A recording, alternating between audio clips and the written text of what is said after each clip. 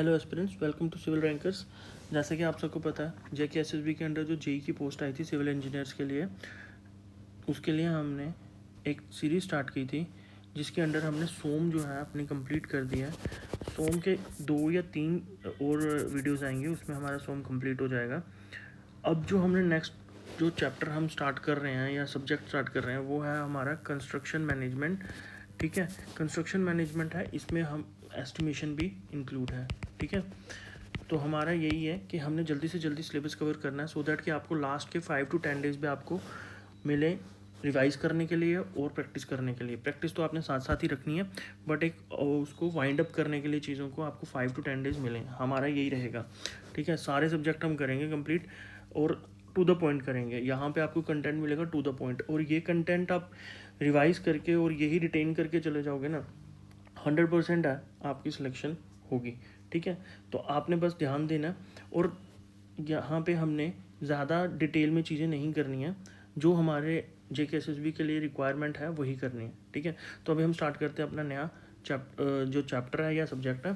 तो उसमें हमने यह प्रोजेक्ट मैनेजमेंट है। सिंपल क्या होता है, project management is the art of organizing the component of the project, whether a project is a development is the development of the new product, launch of new service और wedding. ठीक है, ये simple सा है, इसमें कुछ नहीं है। Project is a temporary endeavour undertaken to provide unique product on और अ सर्विस। ठीक है, अ प्रोजेक्ट इन्वॉल्व, यहाँ से मेन स्टार्ट है आपका। अ प्रोजेक्ट इन्वॉल्व एक्टिविटीज, ठीक है, activity that consume time, resource and time, ये रिसोर्स एंड टाइम। तो प्रोजेक्ट में क्या है, प्रोजेक्ट कोई भी हम अगर स्टार्ट करेंगे उसमें जो है मेन है एक्टिविटीज़ होंगी। वो एक्टिविटीज़ क्या करेंगी, रिसोर्सेज भी कंज्यूम करेंगे और टाइम भी कंज्यूम करेंगे। ठीक है, तो ये याद रखना है। अब इसके ऑब्जेक्टिव क्या है, इसमें से कभी कभी क्वेश्चन आ जाता है। सिंपल है, ये कहता है to complete the project in minimum time, हमें कम से कम टाइम में प्रोजेक्ट कंप्लीट करना है। ठीक है, use of available man power and local resources, जो मैन पावर है हमारे आसपास उसको यूज़ करके, और रिसोर्सेज लोकली हमें मिलने चाहिए। ऐसा नहीं है कि अगर हम जहाँ पे प्रोजेक्ट बना रहे हैं वहाँ पे हमने क्या कर दिया, हमें फ्लाई ऐश की ज़रूरत है, बट हम फ्लाई ऐश उसको हम 400 किलोमीटर दूर से ला रहे हैं, या बहुत दूर से, पास में अवेलेबल लोकली अवेलेबल नहीं है तो हम उसको दूर से ला रहे हैं।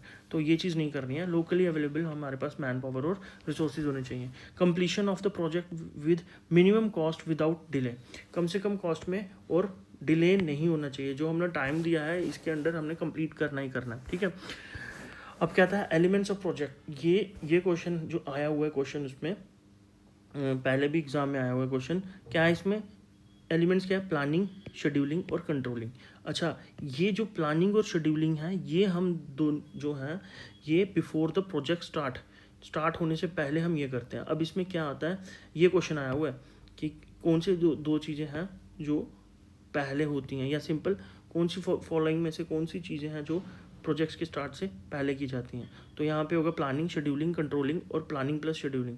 तो आपने प्लानिंग प्लस शेड्यूलिंग करना है। ठीक है, प्लानिंग में क्या आता है, सेटिंग ऑफ गोल्स, कि क्या हमने गोल्स अचीव करने हैं, डिफाइनिंग ऑफ अ प्रोजेक्ट, किस टाइप का प्रोजेक्ट है, और बजट, पैसा। ठीक है, और यहाँ पे शेड्यूल में कि कौन सा माइलस्टोन हमने कब करना है। माइलस्टोन मतलब कि अगर मान लो हमने 2 दिन में हमने एक्सकवेशन करनी है, या 4 दिन में हमने उसको ट्रेंच फिलिंग करनी है, ठीक है ना, कंक्रीट पोरिंग जिसको बोलेंगे, तो ये। और CPM पर्ट का पूरा एनालिसिस करेंगे इसमें। और कंट्रोलिंग में क्या आ जाता है, अब प्रोजेक्ट स्टार्ट हो गया, एग्जीक्यूशन स्टार्ट हो गया उसकी, अब हमने क्या करना है, उसमें कंट्रोल करना है, उसको मॉनिटर करना है कि हमारा जो मटेरियल है ठीक आ रहे हैं नहीं आ रहे हैं, वो लेबर जो है वो काम कर रही है ढंग से नहीं कर रही है। ठीक है, ये सारा कब आएगा, जब स्टार्ट हो जाएगा प्रोजेक्ट। नेक्स्ट आता है हमारे पास मेथड्स ऑफ प्रोजेक्ट मैनेजमेंट।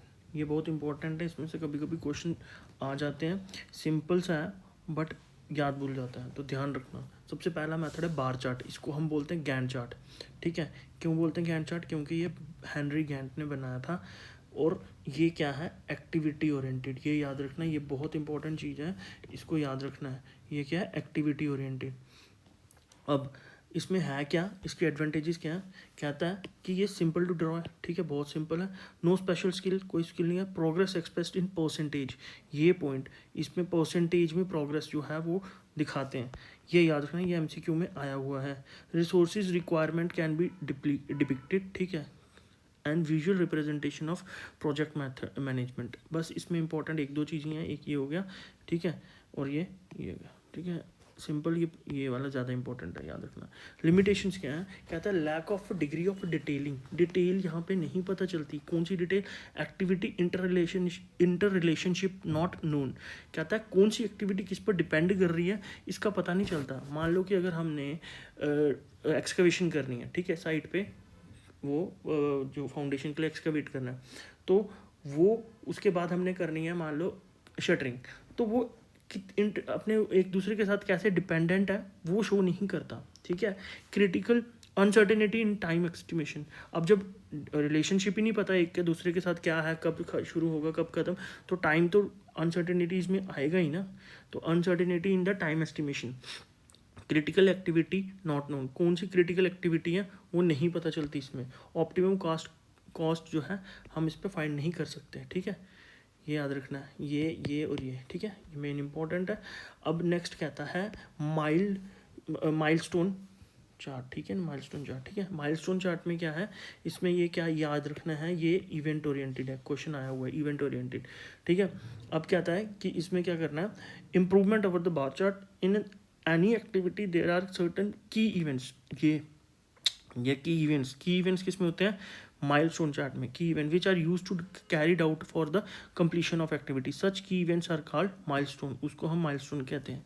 वो किससे रिप्रेजेंट करते हैं हम, इस सर्कल या ये स्क्वायर या फिर एरो से ये रिप्रेजेंट करता है। If a particular activity is very long then detail of sub activity can be shown with the help of the milestone, कहता है अगर कोई भी एक्टिविटी बहुत ज़्यादा लंबी होगी तो उसके हम सब जो एक्टिविटीज़ होगी वो हम शोन कर सकते हैं इस पर माइलस्टोन की वजह से, मतलब हेल्प से, ठीक है। अब इसमें भी लिमिटेशन है, क्या लिमिटेशन है, with in an activity inter relationship, ठीक है, बिटवीन, ये नहीं कुछ भी, ठीक है, इंटर रिलेशनशिप बिटवीन सब activities is being revealed bye milestone chart but still interdependency between activity still not shown, कहता कि हम जो हैं सब एक्टिविटीज़ तो कर लेते हैं बट वो किसके अंडर होती है, एक पर्टिकुलर एक्टिविटी के अंडर होती है ना, जो एक्टिविटी बहुत लंबी है उसके अंडर सब एक्टिविटीज़ हम शो कर देते हैं, ठीक है। बट ये तो इसके अंडर ही करते हैं ना, तो बाकी तो हमें नहीं पता चलती इंटर रिलेशनशिप बाकी एक्टिविटीज़ का, ठीक है, तो इसमें भी नहीं पता चलता, ठीक है, ये याद रखना, इसमें भी नहीं पता चलता। ये देखो फिर से मैंने बताया, बार चार्ट जो है एक्टिविटी ओरिएंटेड है और माइलस्टोन जो है इवेंट ओरिएंटेड है, ठीक है, ये याद रखना। अब सबसे इंपॉर्टेंट आता है नेटवर्क बार चार्ट। नेटवर्किंग क्या है, ये नेटवर्क डायग्राम ये सारा इस पे ही है। Network diagram is the graphical and logical model which indicate the sequence of activity required for the completion of, sequence बताता है एक के बाद एक, ये होगा तो वो सीक्वेंस बताता जाएगा, ठीक है ना, एक किसकी फॉर्म में, नेटवर्क डायग्राम की फॉर्म में, ठीक है। It is improvement over the bar chart and milestone chart, बिल्कुल ठीक है। टाइप ऑफ नेटवर्क क्या है, अब कौन कौन से टाइप के नेटवर्क होंगे, ए ऑन ए ओवर ए, ठीक है, एक्टिविटी ओवर एरो, ठीक है, एक्टिविटी एरो के ऊपर एक्टिविटी ओवर नोड। अब एरो और नोड क्या होता है ये आगे पता चलेगा। कहता है एडवांटेज क्या है, इंडिकेट इंटरडिपेंडेंसी, ये इंडिकेट करता है कि कौन सा किसके ऊपर डिपेंड है, ठीक है, कौन सी एक्टिविटी किस पे डिपेंड है। Can be use for large and complicated project, बड़े प्रोजेक्ट के लिए हम ये यूज़ करते हैं और यही आजकल चलता है। क्रिटिकल एक्टिविटीज़ हमें पता चलती हैं यहाँ पे कौन सी एक्टिविटी जो है वो क्रिटिकल है, ये याद रखना। अब सिंपल सा पर्ट का एक सिंपल से, चलो ये आपको मैं जब पर्ट करेंगे तब हम इसको इस पे आएंगे। अब क्या है फंडामेंटल्स ऑफ नेटवर्क, क्या फंडामेंटल्स है नेटवर्क की, ये इंपॉर्टेंट है। बेसिक डेफिनेशन आ गई, बेसिक डेफिनेशन या बेसिक चीज़ें बोल लो। एक्टिविटी क्या है, काम, कोई काम हो रहा है, ठीक है। टास्क और ए job which require resource and time, ठीक है, ये क्वेश्चन आया हुआ है। रिसोर्स और टाइम किसके लिए यूज़ होता है, एक्टिविटी में होता है। अब कोई काम कर रहा है उसके लिए अगर हम मान लो कि वो खड्डा खोदेंगे, एक्सकवेशन करेंगे, ठीक है, किसके लिए, फाउंडेशन के लिए, वो काम हो रहा है ना, उसके लिए टाइम भी चाहिए और रिसोर्स भी चाहिए। रिसोर्स क्या हो गया, अब खड्डा खोदने के लिए अगर हम जेसीबी से ही कर रहे हैं, ठीक है, ज़्यादा काम है तो जेसीबी से करेंगे, आजकल ज़्यादा काम जेसीबी से होता है, तो रिसोर्स ही है ना, ठीक है। अगर हम उसके लिए अगर हम चलो हाथ से भी करेंगे तो उसके लिए शॉवल वगैरह ये सब चाहिए, ठीक है, तो वो चीज़ें हो गई रिसोर्सिस। तो रिसोर्स भी यूज़ हो रहा है और टाइम भी यूज़ हो रहा है कोई काम करने के लिए, ठीक है। एक्सकावेशन हो गया, कंपैक्शन, कंक्रीटिंग, ये सारा एक्टिविटीज़ में आता है। अब क्या है, अगर हम एक इस तरीके का बनाएंगे ना तो ये आ जाएगा आपके पास नेटवर्किंग के लिए, ये डायग्राम से बनाते हैं तो इसमें ये आ जाता है हमारा नोड स्टार्ट और एंड, ए और बी जो नोड आ गया और बीच में ये आ गया ऐसे एरो करके कि ये साइड की ओर चल रहा है और नीचे आ जाता है टाइम्स, डिफरेंट टाइम्स वो आगे पता चलेगा आपको। और ये एक्टिविटीज़ कौन सी है एक्टिविटी, इनमें से अगर मान लो एक्सकवेशन है तो यहाँ पे लिख देंगे एक्सकवेशन, ठीक है। तो A to B क्या हो रहा है, एक्सकवेशन। फिर B to अगर C करेंगे तो हमारी कंक्रीटिंग हो रही है, ठीक है। ऐसे चलता है आगे, ठीक है। अब क्या आ रहा है कि नोड्स किसके लिए काम आते हैं, A to B। जैसे A to B क्या हो रहा है, A to B क्या हो रहा है मेरा, वो क्या कहते हैं, एक्सकवेशन, ठीक है। वैसे B to C क्या आ रहा है, ये नोड्स यूज़ हो रहे हैं किसके लिए, काम बताने के लिए, एक्टिविटी बताने के लिए। अब टाइप ऑफ एक्टिविटीज़ याद रखना, serial activities perform one after other, ये सीरीज़ में है, ठीक है, एक के बाद एक। ये पहले होगी, क्या होगी, ये ऊपर जैसे एक्सकवेशन फिर कंक्रीटिंग, है ना, सीरीज़ के बाद। अब कहता है पैरेलल एक्टिविटीज़, पैरेलल एक्टिविटीज़ होगी इस तरीके से, कहता है these activity perform simultaneously and one inside independent of each other, ठीक है ना। कहता है अब ये एक ही साथ हो रही हैं, यहाँ पे मान लो एक्सकवेशन भी हो रही है, यहाँ पे मान लो क्या हो रही है, कंक्रीटिंग भी हो रही है। कंक्रीटिंग से पहले एक्सकवेशन के बाद मैं आपको बता दूँ शटरिंग, ठीक है, फिर आप ले लेते हैं कंक्रीटिंग। ये तीनों एक साथ हो रहे हैं, कैसे हो रहे हैं, अब दिमाग लगाओ।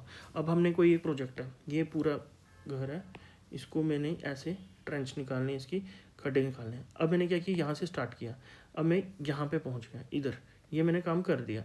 अब मैं ये थोड़ा ना रुकूंगा कि यार मुझे जल्दी काम करना है, कि ये पूरा करूँगा तो ही मैं अपना नेक्स्ट स्टेप करूँगा, नहीं, मैं कर सकता हूँ। यहाँ पे यहाँ तक पहुँचा, अभी चल रहा है काम ये वाला, यहाँ से खड्डा खोदने का, ठीक है, एक्सकवेशन चल रही है, तो मैंने यहाँ से शटरिंग भी स्टार्ट कर दी। अब यहाँ से एक्सकवेशन यहाँ पहुँची तो शटरिंग मेरी यहाँ पे शटरिंग पहुँच गई, ठीक है। अब शटरिंग मैंने यहाँ तक कर ली, तो अब मैं वेट करूँगा क्या पूरा शटरिंग होगी तो होगा, नहीं, मैं क्या करूँगा, साइड से बोलूँगा यार चलो वो लगाओ, मसाला बनाओ और यहाँ पे कंक्रीटिंग स्टार्ट कर दो। मैं यहाँ पे कंक्रीट या पत्थर जो डालते हैं सारा हम फाउंडेशन स्टार्ट कर देंगे। तो ये साइमल्टेनियसली काम हो रहा है ना, तो हम उसको ऐसे शो करेंगे, ठीक है। ये दो टाइप के, पैरेलल एक्टिविटी और सीरियल एक्टिविटी। अब कहता है इसको हम कॉन्ग्रुएंट एक्टिविटी भी कहते हैं, ठीक है, किसको, पैरेलल एक्टिविटीज़ को। अब आ गया एक्टिविटी के बाद इवेंट। इवेंट क्या है, स्टार्ट और ख़त्म होने को बोलते हैं, ठीक है। स्टार्ट करने को और ख़त्म करने को हम इवेंट बोलते हैं, ठीक है। It is the instant of a time at which some specific milestone is achieved, that is completion of a preceding activity and start of a succeeding activity. कहता है पीछे वाले का कंप्लीट हो गया और अगला वाला स्टार्ट हो रहा है, वो बताने के लिए हम ये यूज़ करते हैं।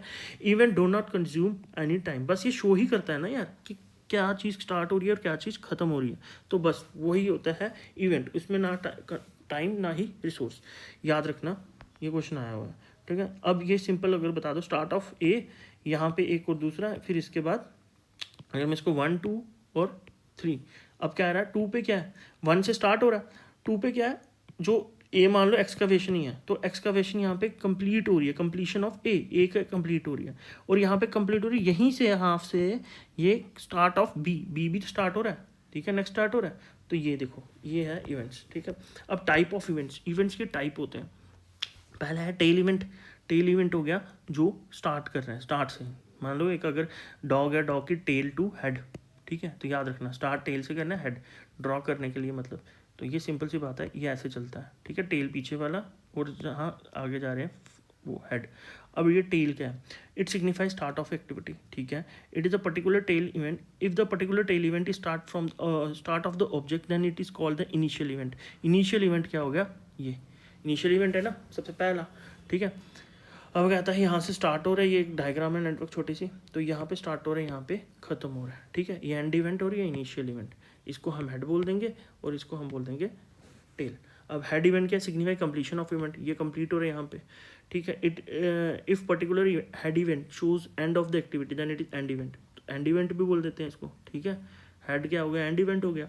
अब ड्यूल इवेंट, ड्यूल इवेंट क्या है, वो पीछे वाला जो मैंने आपको समझाया, ये वाला। इसमें क्या होता है, अगर मैं इसको ब्रेक करूँ आधे में, तो क्या आएगा कि ये यहाँ पे एंड ऑफ ए भी हो रहा है और स्टार्ट ऑफ बी भी हो रहा है, तो ड्यूल हो गया ना, टेल और हेड दोनों है, ठीक है ना। टेल किसका, टेल है बी का, मतलब स्टार्ट हो रहा है टेल वो बी, और एंड हो रहा है ए, मतलब फिर हेड ऑफ ए, ठीक है, हेड हो गया, तो ये ड्यूल इवेंट आ जाएगा। ये पूछा जाता है कि मुझे बताओ कि ड्यूल इवेंट क्या होता है, ठीक है, वो क्वेश्चन आ जाते हैं। ये सिंपल पता होना चाहिए, बहुत सिंपल चीज़ें याद रखनी है, ये इंपॉर्टेंट है, बहुत ज़्यादा इंपॉर्टेंट है। डमी एक्टिविटी, डमी एक्टिविटी एक ऐसी एक्टिविटी है जो सिर्फ रिलेशनशिप बताती है, ठीक है, कि क्या रिलेशनशिप है दो एक्टिविटीज़ के बीच में, कोई टाइम कंज्यूम नहीं करती, ठीक है, इसके बीच में कोई टाइम कोई रिसोर्स नहीं होता, और इसको शो करते हैं हम किससे, डॉटेड लाइन से, ठीक है। कहता है बस एक रिलेशनशिप एस्टेब्लिश करने के लिए। अब वो क्यों करना है वो आगे पता चलेगा।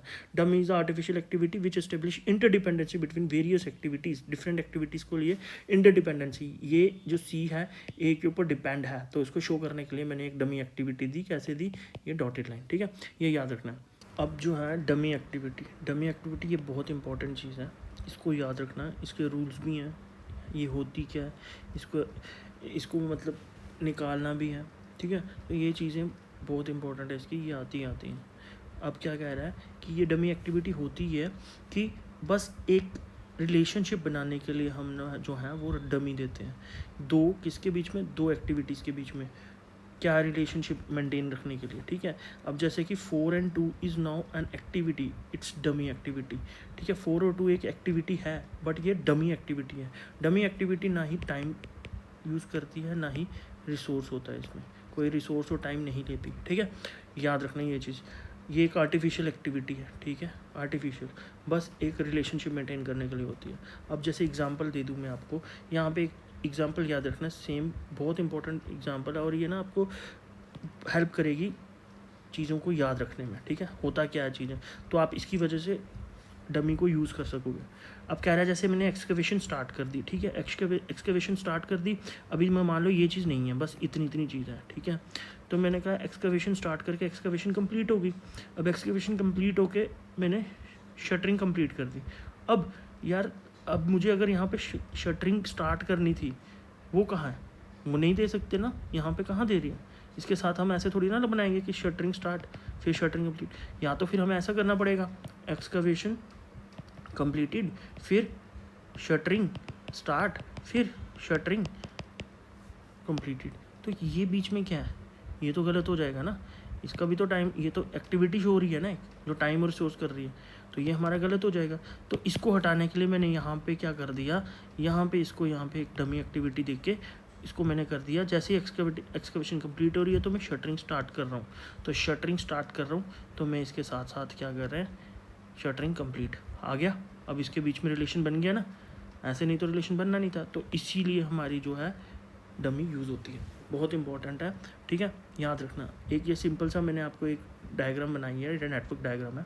यहाँ पे ए बी ये सी है और यहाँ डी है, ये इस तरीके का है। अब क्या कह रहा है ये, अब हम बोलें कि डी और सी जो है, डी और सी हमें शो करना है वो ए के ऊपर डिपेंड है, बट हमारे इस एक्टिविटी के थ्रू, इस नेटवर्क डायग्राम के थ्रू हमें शो नहीं हो रहा, ये बता नहीं रहा, ये सिर्फ शो कर रहा है कि डी जो है वो सी के ऊपर डिपेंड है, बट हमें क्वेश्चन में बोला है कि ये जो है दोनों पे डिपेंड कराना है। तो हम क्या करेंगे, इसको यहाँ पे एक डमी एक्टिविटी दे देंगे इस तरह। तो अब हमें पता चल रहा है कि ए पे भी डिपेंड है डी और सी पे भी डिपेंड है डी, ठीक है। तभी ये देखो यहाँ से ये तभी आगे चल रहा है, ठीक है, याद रखना। कह रहा है मान लो कि ए क्या है एक्सकवेशन, बी क्या है शटरिंग, तो डी क्या है मेरा कंक्रीट पोरिंग। तो ऑब्वियसली शटरिंग और एक्सकवेशन और शटरिंग के बाद ही कंक्रीट करेंगे ना। तो अगर ये नहीं, अगर ये मान लो कि ये सिर्फ ऐसे होता है, यहाँ पे ये आ जाता है एक्सकवेशन, ये आता है शटरिंग। अब देखो मैंने शटरिंग के बाद आ गया आपके क्या, कंक्रीट पोरिंग, बट ये तो इसकी एक दूसरे की रिलेशन बता रहा है, इसका तो इसके साथ कोई रिलेशन नहीं ना बना रहा, बट है ना, ऑब्वियसली एक्सकवेशन होगी तो कंक्रीट पोरिंग होगी। तो ये दोनों शो करने के लिए मैंने यहाँ पे ये डमी प्रोवाइड किया, dummy activity which show the dependency of activity D over A, D A पे भी डिपेंड है, ये बताना है। If it identify bye it's terminal load, ठीक है, टर्मिनल लोड। अब मतलब ये भी शो करना है कि यहाँ से ये यहाँ जा रहा है, ठीक है, यहाँ से यहाँ नहीं, ठीक है, डायरेक्शन, इसके डायरेक्शन भी इंपॉर्टेंट है, ठीक है। अब कह रहा है यूज़ ऑफ डमी, डमी का यूज़ क्या है, कहता है कभी भी क्या होगा, एक अगर ये नोड होगी इसमें से दो एरो जो है नहीं आएंगे, दो एरो नहीं आएंगे इसके ऊपर, ये गलत है, ठीक है। एक एरो और एक डमी आ सकती है या एक से ज़्यादा भी डमी आ सकती है, ठीक है, बट जो एक एक्टिविटी एक ही आएगी इसके ऊपर, दो नहीं आएंगी इस तरीके से। कैसे कि ये, ठीक है, सिंपल ये क्यों। अब देखो ये क्या है, फर्स्ट जो यूज़ ऑफ डमी है, ग्रामेटिकल पर्पस के लिए डमी यूज़ करते हैं। ग्रामेटिकल पर्पस क्या होता है, ग्रामर हम इंग्लिश में क्या कहते हैं, इज़ एम आर यूज़ करते हैं, हैज़ हैव, ठीक है, हैज़ बीन हैव बीन, ये सारी चीज़ें यूज़ करते हैं ना। बट यार अगर देखो कि अगर हम ग्रामेटिकली एरर हो हमारी लाइन में तो हमें समझ तो आ जाती है, बट एरर तो रहता है ना वो। वैसे ही यहाँ पे है, एरर रहेगा, चीज़ें बेशक पता चल जाएंगी बट एरर रहेगा। एरर कौन सा रहेगा वो मैं बता रहा हूँ। ग्रामेटिकल एरर कौन सा रहेगा इस केस में? अब मान लो कि जैसे मैंने 1 से ये एक्सकवेशन स्टार्ट की और ये क्या कर दी मैंने, शटरिंग और ये एक्सकवेशन है, यहाँ से शटरिंग हो रही है, यहाँ से एक्सकवेशन हो रही है। अब देखो 1 से 2 बता रहा है कि एक्सकवेशन है, अब 1 से 2 ही बता रहा है कि शटरिंग है, ठीक है। तो एक चीज़ 1 से 2 एक किस्म की एक ही एक्टिविटी हुई नहीं है, तो ये दोनों चीज़ें कैसे बता सकती हैं? नहीं बता सकती। तो हमने इसको तोड़ के लिखना है डमी की वजह से और डमी की हेल्प से।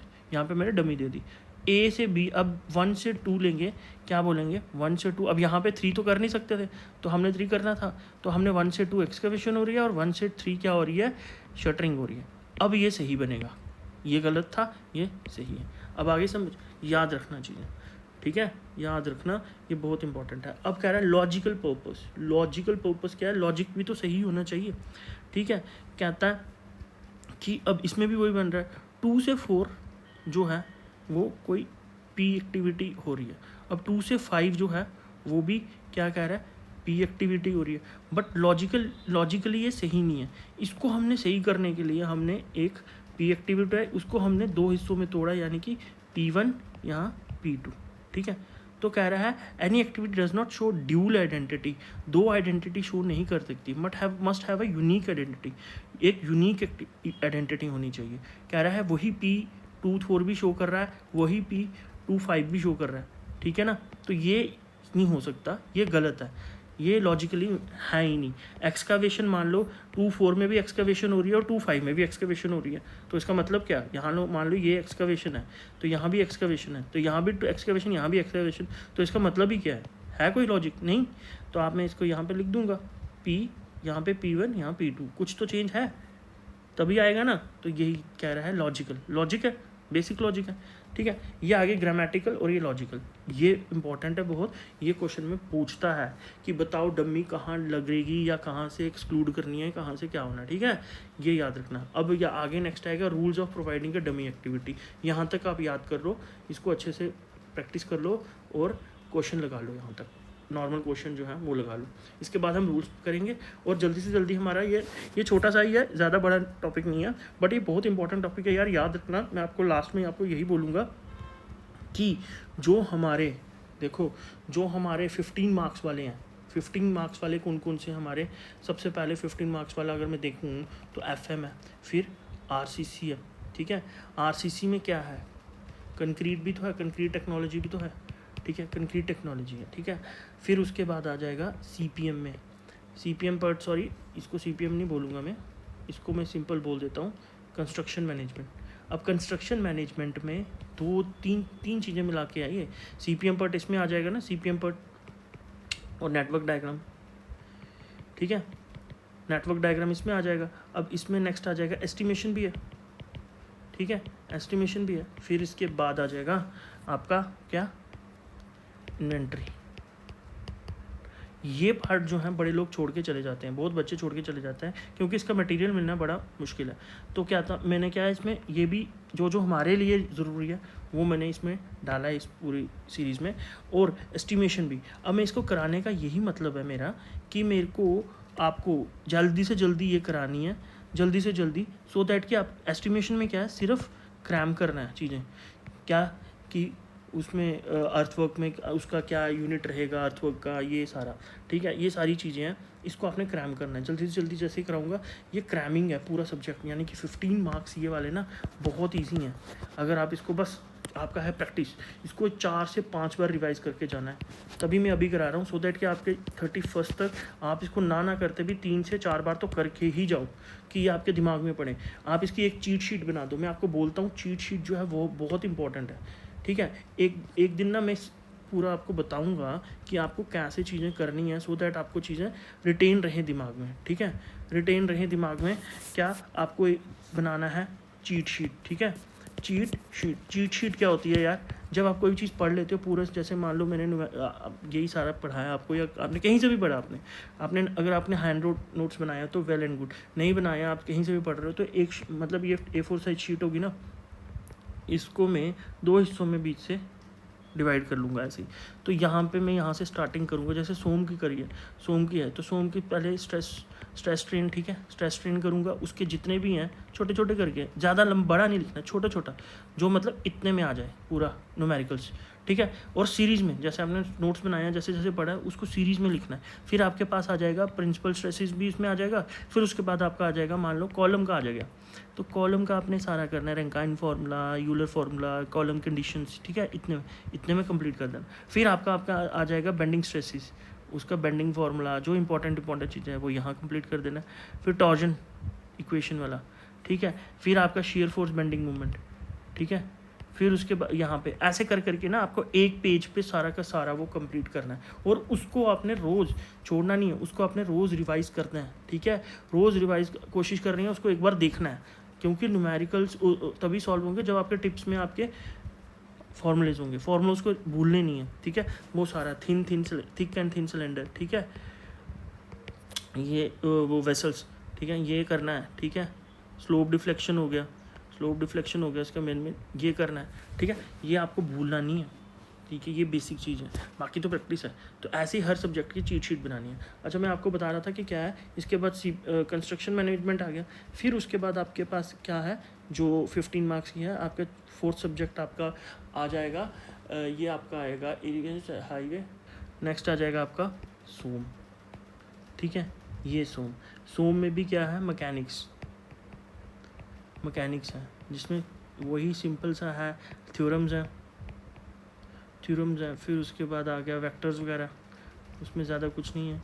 फिर आ गया आपका मशीन्स के बारे में, ठीक है, एफिशिएंसी ऑफ मशीन, ये सिंपल मशीन जिसको बोलते हैं हम, ठीक है, ज़्यादा नहीं है, बस ये छोटा है। फ्रिक्शन आ जाएगा, centre of gravity, moment of inertia, ठीक है, ये आ जाएगा, ठीक है।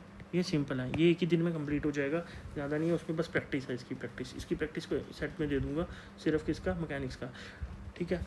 All the very best for your exam. एक वीडियो में बनाऊंगा जिसमें आपको सारा बताऊंगा, नोट्स के बारे में भी बताऊंगा और कैसे पढ़ना है वो भी बताऊंगा। अब हमने चीज़ें स्पीड अप में करनी है, ठीक है, स्पीड रखना है इस पर। All the very best, thank you.